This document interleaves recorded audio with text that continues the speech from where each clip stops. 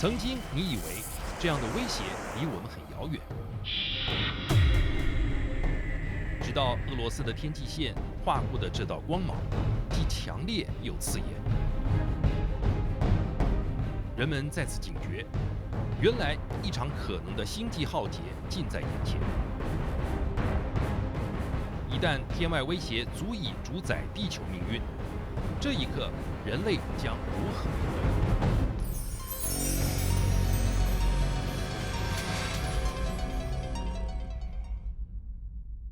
家家户户都有门牌号码，您可曾想过地球的门牌号码又是什么呢？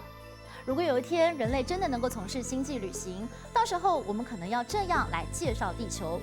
我住的地方位在银河系悬臂内的猎户臂，靠近内侧边缘的太阳系行星当中数来的第3颗星球。不过住在这里，并不代表我们能够永远的高枕无忧。我们继续要带大家来看到的这张图，是美国 NASA 曾经绘制的一张概念图。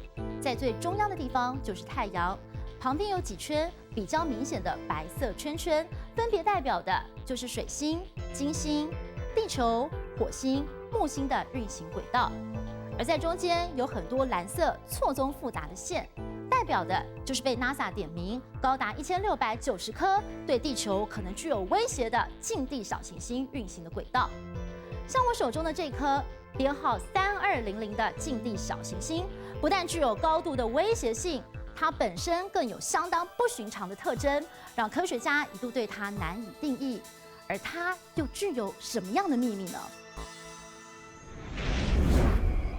？3200近地小行星有着悲剧主角的名字，叫做法厄同。希腊神话中，他是太阳神之子，渴望着驾驭太阳的能力，不得善终。而这颗小行星因为比任何一颗已命名的小行星都更接近太阳，故得此名。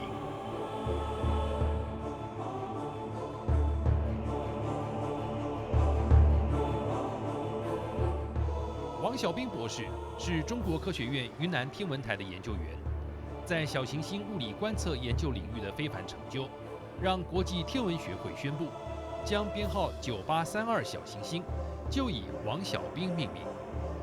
尽管在那遥远的星际有着那么一颗小行星，与它的关联性如此紧密，王小兵心里却明白，并非每一颗小行星都能让他倍感亲切。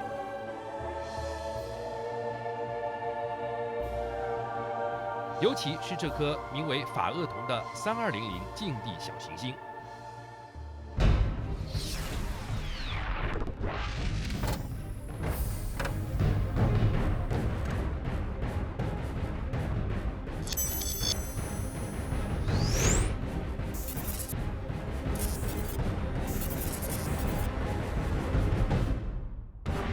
这一天，王小兵博士特地来到丽江天文观测站，为的是进一步掌握3200号小行星的详细资料。它的轨道非常的特殊，它要穿过地球的轨道和火星的轨道，所以它有可能会在穿越地球轨道的时候和地球相碰。我们人类就把它列为有潜在的对地球有威胁的近地天体。这个这颗身为太阳神之子的小行星，展现出来的特征也与太阳作用紧密相连。2009年6月，日地关系天文台的太空船就侦测到3200号小行星在靠近近日点时，光度异常增加到2倍。这道突如其来的耀眼光芒，让天文学家开始怀疑，它的身份恐怕不是一颗单纯的小行星。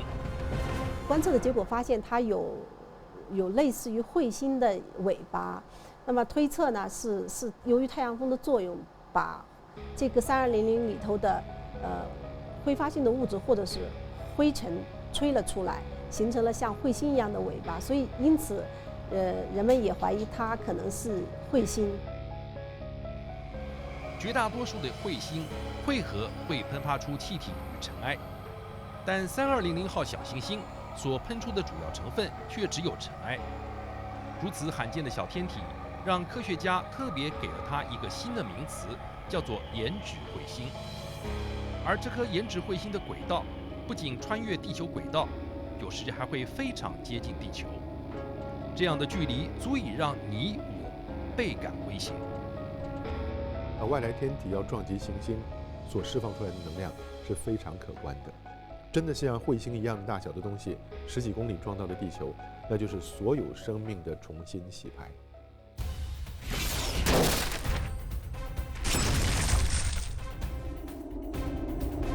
惊心动魄的一刻就发生在1994年的7月。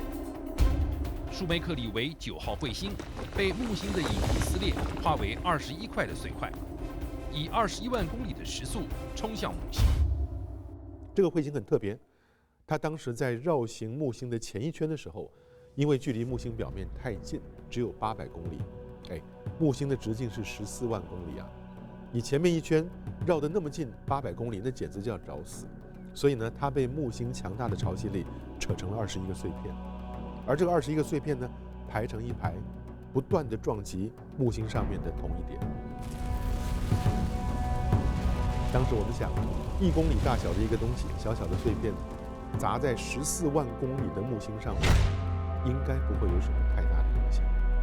没有想到，每一个碎片的撞击所释放的能量，都超过地球上所有原子弹的总和。